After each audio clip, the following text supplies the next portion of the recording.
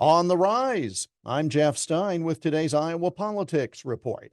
The nonpartisan Congressional Budget Office yesterday projected that federal budget deficits will rise to more than $2 trillion per year in the next decade. Let that sink in for a moment. We're not talking about monopoly money, although Congress spends like we can just print more. $2 trillion per year of a budget deficit in less than 10 years. It's already 1.6 trillion for this year, 2024.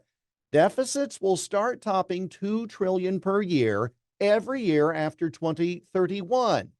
CBO's 10-year projection shows the deficit will be 2.6 trillion by 2034.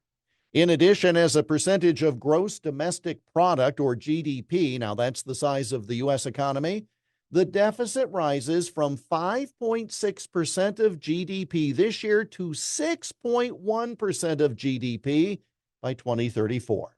So let's put some of this into context. The CBO says that since the Great Depression, deficits have exceeded that level only during and shortly after World War II, during the 2007 financial crisis, and during the 2020 global pandemic.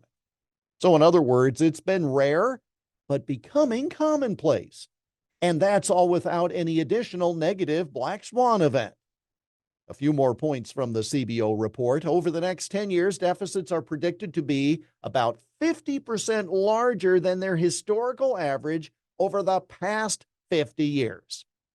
Beyond that, the net interest costs incurred through servicing the more than $34 trillion national debt are a major contributor to this deficit, with growth equal to about 3/4 of the increase in the deficit from 2024 to 2034. Again, 3/4 of the increase in the deficit is interest on the national debt. It's just math, people, and we're getting a failing grade.